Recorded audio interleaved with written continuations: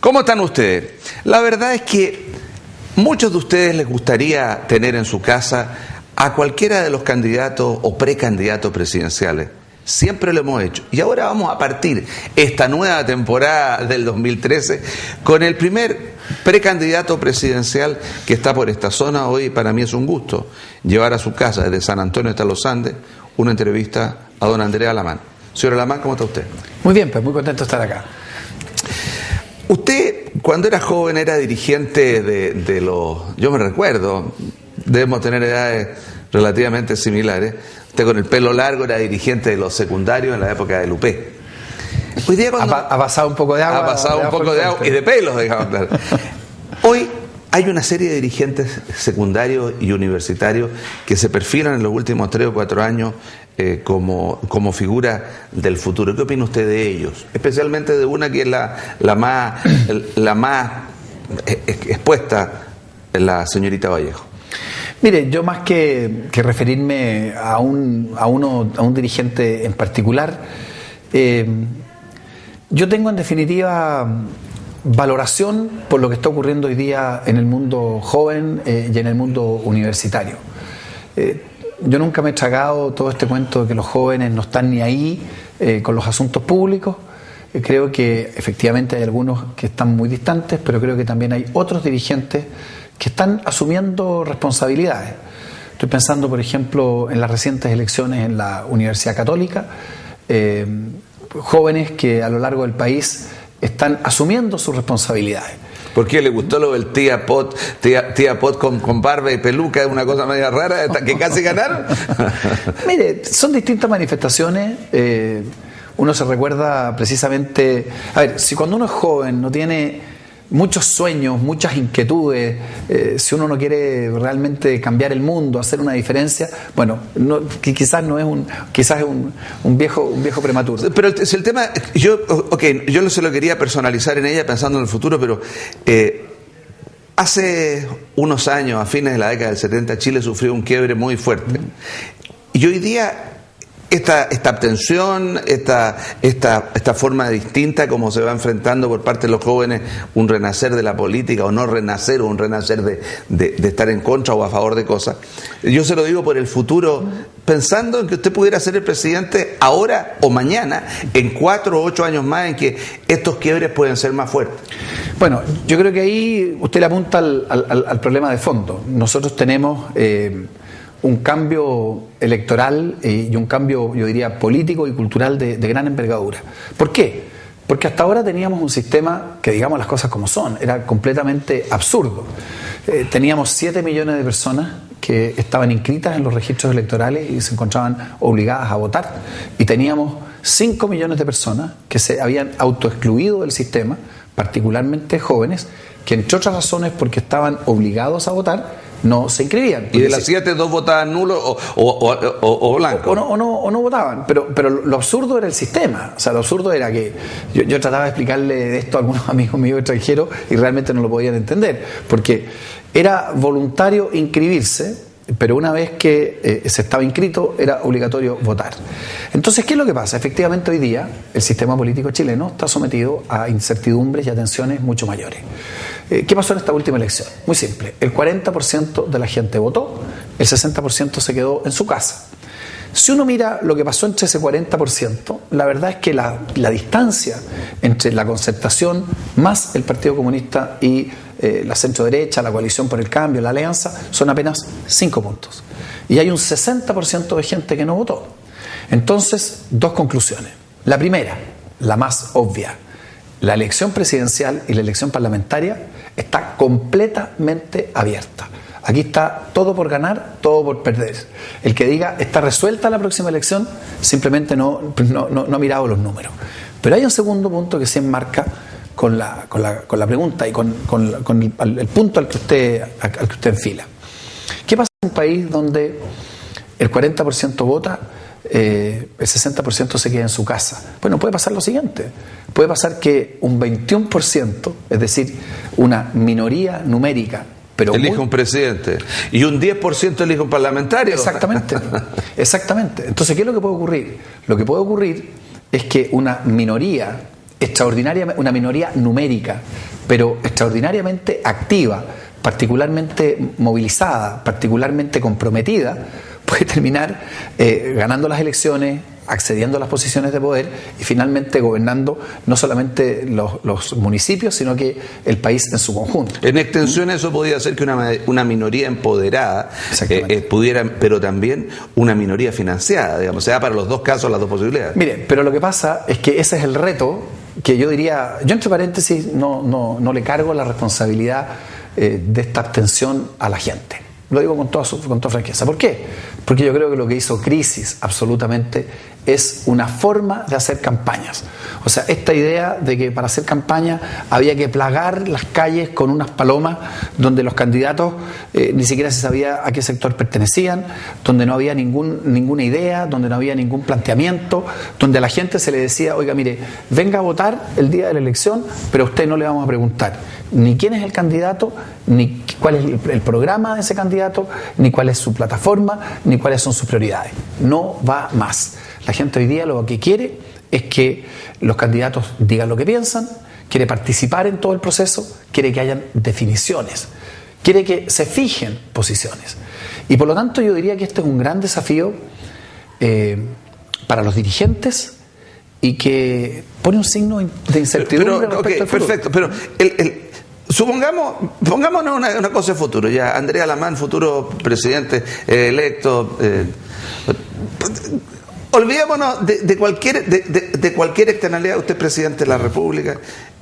¿Cómo se enfrenta en 2 o 3 años más a estas carencias, entre comillas, a este afán de poder lograr económicamente lo que a veces no se tiene, y en gente que está totalmente endeudada y totalmente molesta con la sociedad? Bueno, mire, primero le podría decir particularmente cómo no se enfrenta. Como no se enfrenta es con demagogia, como no se enfrenta es con irresponsabilidad, como no se enfrenta es gastando desde el punto de vista público lo que no se tiene. En estos días uno abre los diarios y se da cuenta que España se encuentra en una situación verdaderamente crítica, verdaderamente caótica. Hace 10 años España aparecía como un ejemplo, era el principal inversionista por lo pronto en nuestro país. Entonces, yo tengo nacionalidad española, vengo llegando allá. Imagínese. Y creo que los políticos de lado y lado, ni los del PSOE, ni actualmente el Partido Popular, le achuntan a lo que está pasando. Bueno, es exactamente lo que le estoy diciendo. Entonces, ¿qué es lo que yo creo que nosotros debiéramos hacer? Tenemos que utilizar esta campaña presidencial, tanto en su fase primaria como en su fase definitiva, para verdaderamente abordar los problemas de fondo que el país tiene. Entonces, ¿cuáles son esos problemas de fondo? A ver, ¿cuáles son los problemas de fondo? Vamos viendo. Mire, en primer lugar, desde el punto de vista del proyecto país en lo económico. Yo soy de los que cree que, más allá de que ciertamente subsisten problemas, la sociedad chilena tiene un problema histórico de desigualdad, y usted ha marcado un punto que es muy correcto. Hoy día tenemos un problema de sobreendeudamiento, particularmente en la clase media, todo este tema de las tarjetas de crédito, que es un problema acuciante. Pero hay que hacerse una pregunta. El proyecto económico que ha tenido Chile, fundamentalmente basado en el motor del emprendimiento privado, en un Estado que debe ser activo y vigilante en el adecuado funcionamiento de los mercados. Ese proyecto, que mire la paradoja, desde el extranjero se nos elogia, es un proyecto que va o que apunta en la dirección correcta o que apunta en la dirección incorrecta. Este es un tema muy significativo. Yo soy de los que piensa que en los últimos 25 años el proyecto económico del país ha sido un proyecto que ha tenido una orientación que va en la dirección adecuada. Hemos logrado reducir sustantivamente nuestra pobreza, hemos logrado crecimiento y estamos objetivamente hablando en condiciones de ser el primer país que puede cruzar el umbral del desarrollo. ¿Y el modelo no cree usted que necesita correcciones? Sin duda, vuelvo a decirle, la pregunta es la siguiente. ¿Necesita correcciones? Por supuesto que necesita correcciones. Usted mencionó, yo le mencioné uno, desigualdad. Usted mencionó otro, endeudamiento. Pero mi pregunta es la siguiente. ¿Qué es lo que vamos a hacer? ¿Vamos a perseverar en el camino de Chile, en el camino de Colombia, de alguna manera en el camino de Perú? ¿O vamos a avanzar hacia el camino de Argentina, al camino de Venezuela, al camino de Ecuador? Esa es la gran definición. Ahora, yo quiero, lamentablemente entrevistas son cortas, pero yo quiero ir derecho al fondo, al hueso, usted hace, yo diría unos 14, 12 años, le dijo a Sebastián Piñera, digamos, le habló de la pérfida relación entre el dinero y la política. Así. Pero usted también después fue gerente, por así decirlo, de la Adolfo Ibáñez, de la universidad, trabajó en la Adolfo Ibáñez, sí, por supuesto. Estuvo allí, digamos, trabajó en la escuela de gobierno. No, fui decano en la escuela de gobierno. Pero de una u otra manera, usted, desde su relación, usted también tiene una relación entre la política y el poder económico. ¿Cómo se diferencia o cómo le puede decir de hecho, por ejemplo, no sé si leyó una cosa muy sabrosa que salía este fin de semana, que decían que usted y Goldman vivían en uno de los condominios más caros de Chile, una cosa que era el San Damián. No, usted está equivocado. Los que viven en ese mismo condominio son Longueira. El ministro Longueira y el exministro Goldman. Pero mire, vamos al fondo. Yo cuando era bastante joven hablé en Chile sobre la mala influencia de los poderes fácticos, dando a entender algo que para mí ha sido un principio permanente, la separación que tiene que existir absolutamente entre política y negocios. Yo he sido absolutamente claro en que hay que tener una muralla china respecto de los conflictos de intereses. Creo que las personas tienen que tener una transparencia completa en términos de cuáles pueden ser sus compromisos o no sus compromisos precisamente con estos grupos económicos. Y se lo quiero decir al tiro. Yo no tengo compromiso alguno con ningún grupo económico. Nunca he participado, nunca he sido ejecutivo de un grupo económico, no he sido gerente de ninguna casa comercial, ni cosa que se le parezca. Ahora, ¿eso cree que le puede afectar a su contendor, no, Goldman, que él era la cabeza de uno de los grupos económicos más fuertes de Chile? No soy yo la persona que tenga que pronunciarse respecto de esto. Ya se ha visto en estos días que son dos trayectorias completamente distintas. Yo tengo una trayectoria fundamentalmente en el mundo público, el candidato de la UDI tiene una trayectoria fundamentalmente en el mundo privado. Ahora, usted me mencionaba la pasada el tema universitario. Bueno, mire, la Adolfo Ibáñez es precisamente un ejemplo de una universidad, de una fundación que realmente presta un tremendo servicio, como se conoce aquí por lo demás en esta región desde siempre. Está en tremendo crecimiento acá ahora. Han crecido extraordinariamente bien, es una institución que no tiene ningún fin de lucro, es una fundación que ha prestado un enorme servicio no solamente a la región y al país. Y yo tuve la oportunidad de hacer clase muchos años en la Adolfo Ibáñez y fui decano de la Escuela de Gobierno. Decano de la Escuela de Gobierno. Pero usted ha marcado un punto muy importante. Ahora, pero por ejemplo, esa separación entre política y negocio. Por ejemplo, usted fue parte de un gabinete en el cual el ministro de Justicia es dueño o participa en la administración de una universidad, en que uno dice, bueno, si hay, por ejemplo, otro caso como la Universidad del Mar, de que se quieren los alumnos derivar a otro lado, ¿por qué no ir a la Universidad de San Sebastián? Entonces, el concepto es que ¿cómo usted como presidente sacaría? ¿Usted mantendría gente que a su lado que estuviera tan relacionada con el grupo económico? Pero usted me decía que también usted había estado en el mundo, en el mundo universitario. A ver, déjeme decirle, hasta donde yo entiendo, no es ningún delito tener un emprendimiento y realmente llevar adelante las universidades privadas. Otra cosa es que las universidades privadas no cumplan con la ley, que para eso es donde hay que poner hoy día la fiscalización, es para eso donde hay que establecer hoy día claramente los controles. Pero digamos las cosas también como son. Yo no soy de los que estigmatiza a las universidades privadas. Creo que... No. O sea, lo que voy yo, el punto de vista, acá se lo pregunto al revés. Así como al ministro de Salud se le criticaba a la clínica con haber pertenecido a la clínica X, se eligió una forma de gobernar distinta. ¿Con quién gobernaría usted? ¿Con gente más política? ¿Con gente más...? A eso es lo que le quiero preguntar. No. Yo lo quiero ir sacando. Mire, de usted no tiene la relación con él. Usted mantiene una línea. Usted hace 10 años decía la política distinta a los negocios. Así es. Y hoy día, ¿cómo continúa en eso? Ese es el sentido de la pregunta. Ahora entiendo. Mire, yo creo lo siguiente. Yo creo fundamentalmente que el gobierno tiene que ser manejado ciertamente con equilibrios, pero deben prevalecer los criterios políticos a la hora de gobernar. Esto es además una historia antigua. ya se intentó en la centro derecha, por allá por el gobierno de Alessandri, esto que se llamó los gobiernos de los gerentes, el gabinete de los gerentes, y terminó en un fracaso rotundo. Y después del gobierno de Alessandri, la centro derecha, que tenía una posición importante en el país, virtualmente desapareció. Entonces yo ciertamente creo que, como lo dije al principio, este gobierno me causó bastantes revuelos, bastantes problemas. No se pueden ganar las elecciones con los partidos y pretender gobernar sin los partidos. ¿Qué significa esto? Significa entonces que todo el aparato público va a estar únicamente integrado por miembros de los partidos políticos. Por supuesto que no. Habrá que establecer también ciertos equilibrios, y puede haber gente que venga del mundo privado que pueda efectuar un aporte particularmente constructivo. Pero la pregunta es lo siguiente: si usted me dice a mí, mire, los gobiernos tienen que tener un perfil político, por supuesto. Es como que yo le dijera, mire, bueno, estamos pasando en un mal momento. Es como jugar fútbol con rugby. A eso iba. A eso iba. Es como que usted me dijera, mira, vamos a armar una selección de fútbol, que ahí estamos pasando malos ratos, ¿no es así? Vamos a armar una selección de fútbol, pero lo que no vamos a traer son futbolistas. Vamos a traer gente que no tiene ninguna experiencia en la práctica deportiva. Pero yo francamente creo en esto de los equilibrios. Creo que los gobiernos tienen que tener claramente un perfil político. Y otra cosa que es particularmente importante, esto de las discusiones técnicas y las discusiones políticas. Por ejemplo, el tema energético. El tema energético hoy día es un gran cuello de botella que tiene el país. Aquí en la región, bueno, el impacto es clarísimo también. Estamos en un problema grave.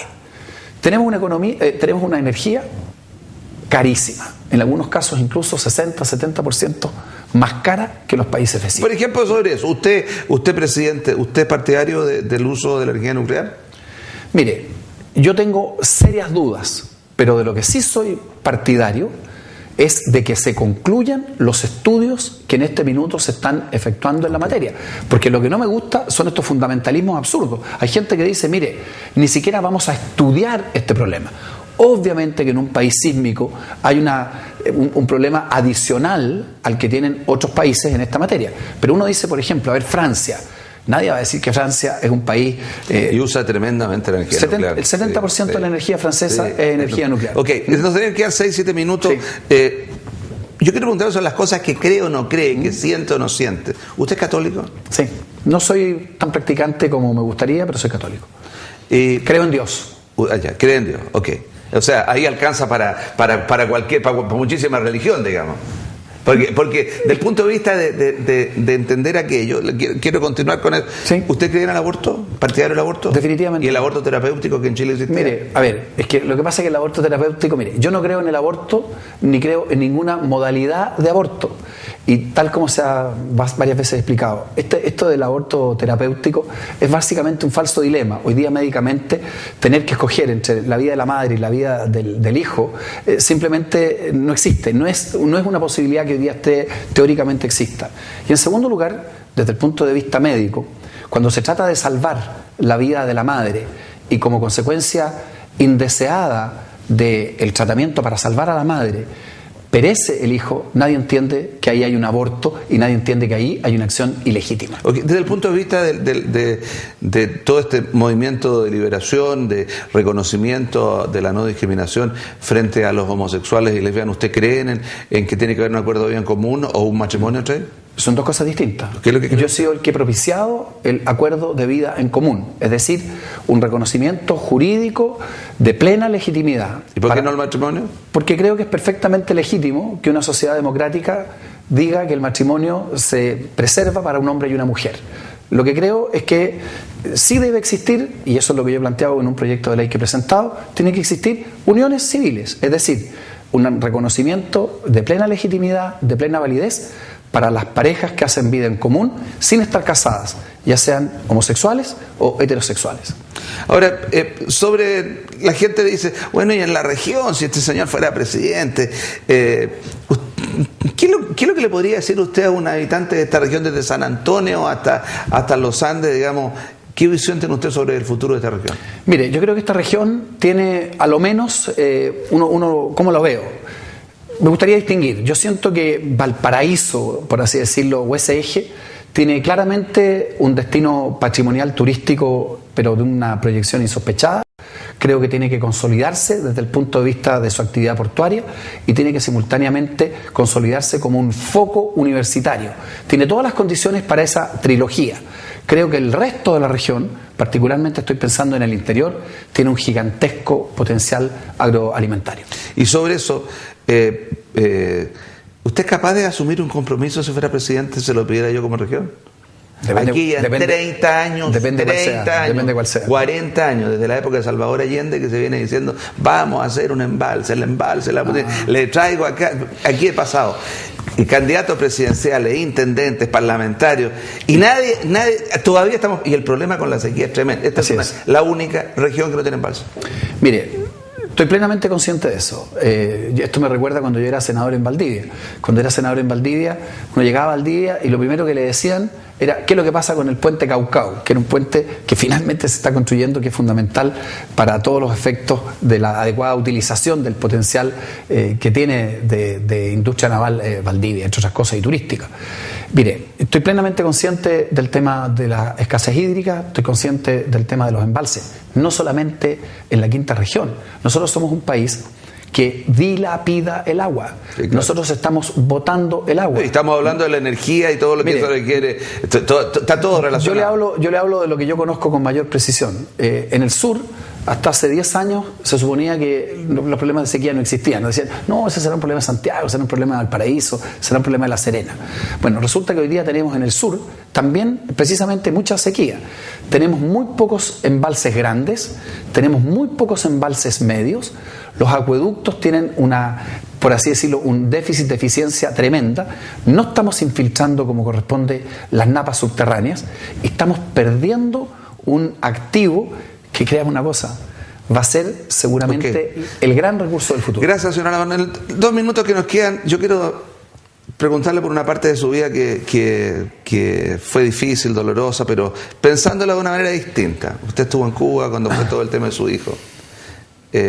Bueno, y ahí usted conoció a Fidel Castro. ¿Qué opina del ocaso de Fidel Castro y el tema cubano?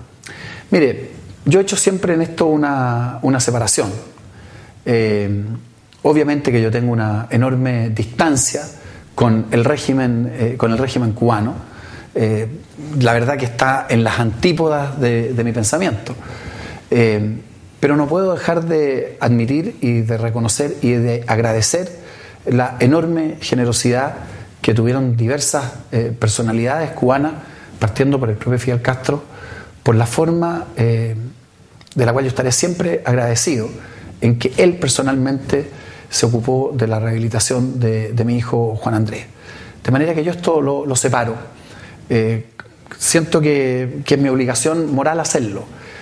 Nunca he dicho y nunca he escondido las diferencias gigantescas, el abismo que tengo así con el régimen cubano. ¿Y es cierto que usted llegó con una botella de champán un día de Navidad o Año Nuevo, digamos, a celebrar con él?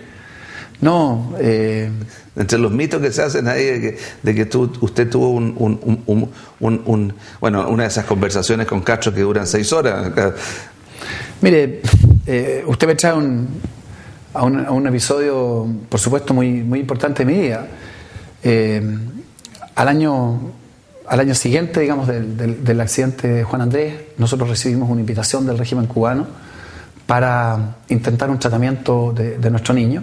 Juan Andrés tenía entonces un poquitito más de 3 años y después de su accidente había quedado con una muy grave secuela de daño neurológico. En la piscina. Exactamente. Cuando uno está en esa situación, cualquier oferta de ayuda es como, mire, es como una luz. Se acercaron algunas personas del régimen cubano y me dijeron que yo tenía una invitación para ver si podíamos trabajar en la recuperación del niño allá. Entonces a la persona que habló conmigo le dije, mire, quizás usted no sabe que yo soy el jefe de la oposición chilena, yo soy el presidente de un partido de la centro derecha. Entonces la persona me dijo, mire, el comandante Castro lo tiene absolutamente claro y le reitero exactamente igual esta invitación. Fuimos. Juan Andrés se trató durante muchos años en Cuba. De hecho, sus cenizas están allá. Sus cenizas están allá porque era el lugar donde él se sentía más feliz, donde se pasaba horas en el agua, en el mar, el niño no podía caminar, y como estaba en ese mar que es calentito, él sentía que corría. Y nos pareció que debíamos dejarlo en el lugar donde él había sido más feliz. El día que llegamos allá, efectivamente llegamos poquitos días antes de Pascua. Y en Cuba, la Pascua, la Navidad que nosotros celebramos allá no se celebra. Sí, es otra cosa. Y ese día, un día de Navidad, Fidel Castro llegó al lugar que nosotros nos encontrábamos porque quería conocer a Juan Andrés. Nos quedamos conversando, preguntó dijo, pero ¿cómo en esta casa no va a haber vino chileno? Había un vino chileno, no sé, un pisco sour o lo que fuera. Era un día de Navidad. Nosotros estábamos solos con unas amigas, una chilena y un argentino, y una de estas chilenas tiene hoy día un restaurante muy bonito. ¿Usted estaba con su primera mujer? Sí, tiene un restaurante muy bonito en Valparaíso. Y nos quedamos, la verdad, toda la noche conversando. Y de ahí establecimos una relación personal, pero lo más impresionante para mí fue la relación que estableció Fidel Castro con Juan Andrés. Juan Andrés pasó muchas temporadas en Cuba y Fidel Castro siempre tenía él una preocupación personal por el niño, por su recuperación, por su rehabilitación, por su kinesiología.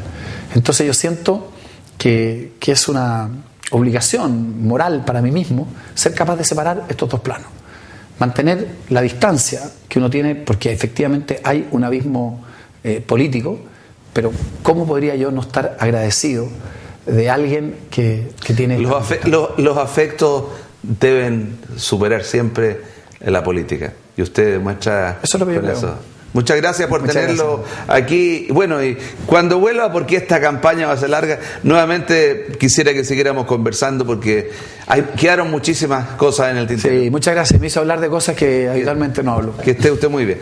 Bueno, y él es Andrés Alamán, él es el precandidato presidencial de la centro derecha de Renovación Nacional y de algunos UDI independientes, y que ha hablado de todo y también del corazón. Que estén ustedes muy bien.